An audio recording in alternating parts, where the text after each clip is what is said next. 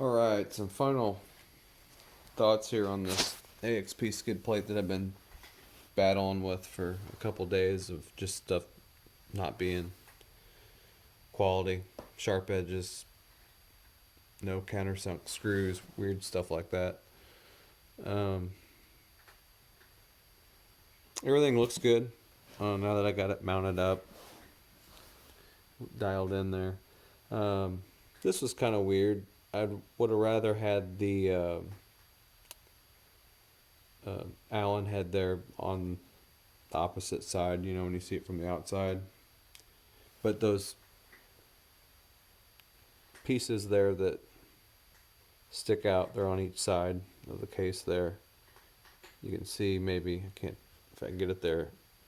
Even that small headed Allen is really hard to even get that in. So getting that nut there on the other side is, maybe you can get it. I don't know. I didn't screw with it enough to care. But it's there. It's on. Fits really well. I had to got the heat gun out, heated along that seam. It's got that nasty fill on the slit there. I don't think it's gonna hurt anything. It moves quite a bit, but I bent it quite a bit more than it is. It was maybe about out to here, so a little weird. Felt like probably my boot would, at some point do something the way it was. So now it's dialed in. That's cool. I'm happy with it. Getting it on, no big deal. Just like the others, put them all on loose. Get everything to line up, sync up, and then crank everything in. After it's all set, and you got all the screws and everything. So, or bolts rather, whatever. Tusk fan, while it's there, I guess. Talk about that. Seems pretty nice quality. Seems just as good as the, almost, this is 100, the other one's almost 200, so almost double the price for the KTM. Like I have on the 300. This seems really well. Can't say anything else yet because, of course, it's not plugged up. It's not running. Who knows? Could be a turd sandwich. As far as mounting this thing, though, this thing's kind of gross and huge compared to the KTM brain box, whatever you want to call it. This is the only place I found, and it's still not great. It's across some weld, so it's not 100% flat, but we're going to see if we can get that dialed in there.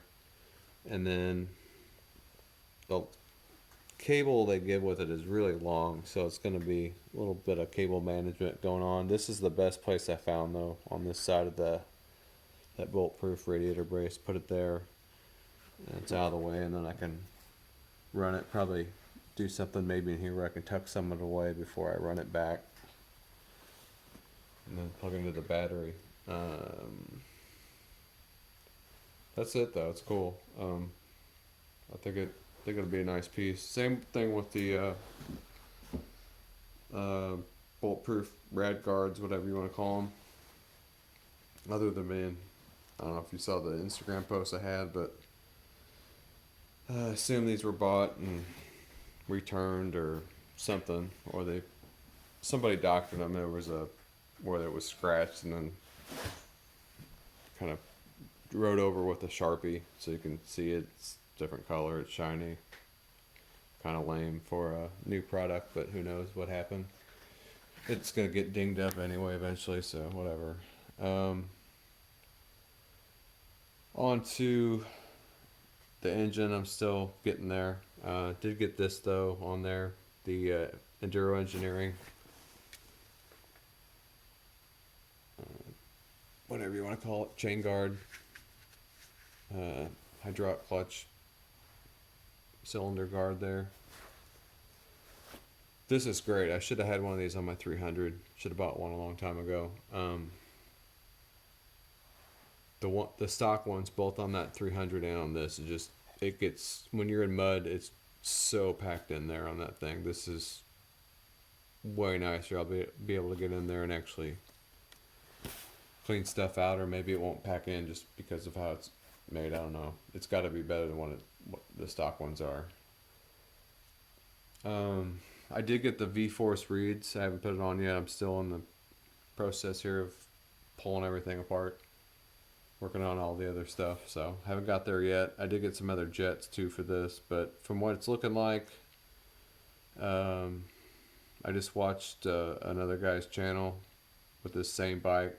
It looks like from what I've gathered, the reeds are going to be the issue, because this thing was just insanely rich. So much when I pulled the pipe yesterday, actually. I've got it cleaned up now, but it was just running out oil, gas, nastiness, right off the bat when I pulled the pipe off. Same thing when I pulled the plug. It was, of course, super wet, though, which is weird. It didn't look bad. It was a really nice mocha brown color, but yeah, it was soaked.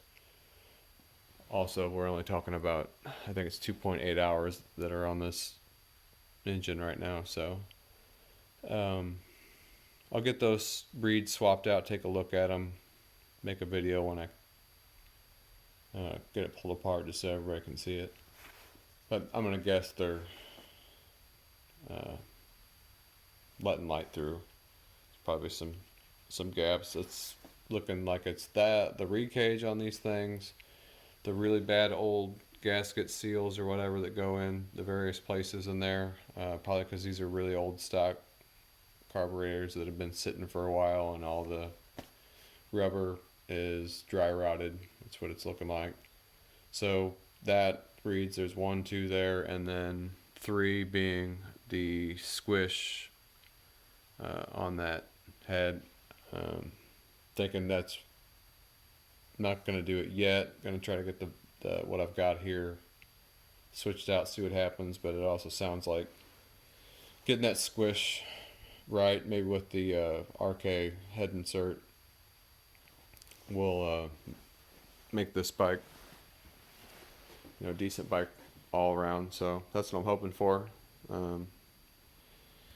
It's a bummer that, brand new, they're in need of quite a bit of stuff, but it's what it is. So I'll let you know as soon as I know what's going on with it.